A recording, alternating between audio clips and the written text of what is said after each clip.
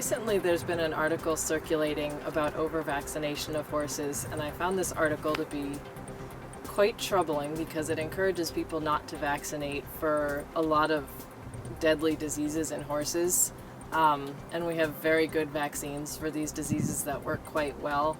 I believe the article said any horse that has had scratches or COPD or allergic reactions, and really any disease at all, should never be vaccinated. And I know in Florida that precludes pretty much every horse from getting vaccinated according to his rules, which is not a good idea. There are certain diseases that are recommended as part of the core vaccine program by the American Association of Equine Practitioners, and those include Eastern and Western encephalitis, tetanus, West Nile virus, flu and rhino, and rabies. And some of these, in certain situations like flu and rhino, if you don't travel anywhere, you don't go to horse shows and no new horses are coming in and out of your barn, you might be able to get away without doing those. However, if you plan to travel to any group gatherings, we know by experience that if those vaccines are not given to the population, there will be outbreaks at most events.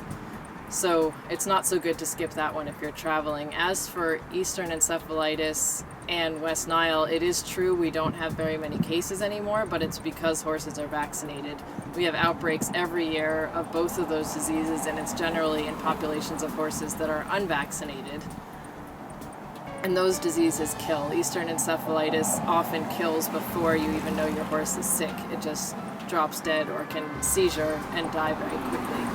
So it's really not wise to be unvaccinated for those diseases. And I have personally seen cases maybe 8 or 9 months out from vaccination, which is why in South Florida, I tend to vaccinate every 6 months. In northern areas where there's only mosquitoes for half the year, once a year is certainly adequate. Last one on the core list of vaccines is rabies. We certainly don't see this very much in horses, but it is a very dangerous disease that once it's detected, it's too late to cure. It also can be transmitted to people in contact with horses.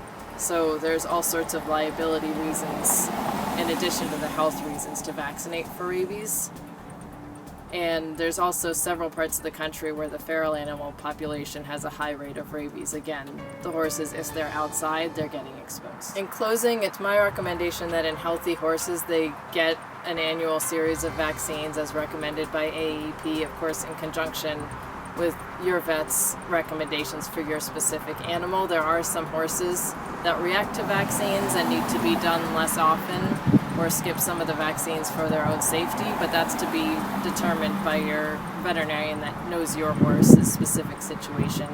The other question I get sometimes are about running titers. Unfortunately, we can do titers for horses on their vaccine status, but the titers are not very helpful. Nobody seems to know which titers are protective. So we can say, yes, your horse has this level of titer against this disease, but we don't know if that's going to protect him or her if they should be exposed to the disease. So until there's more research in that area, if the horse is due for a vaccination, it's really better to give it than to check a titer.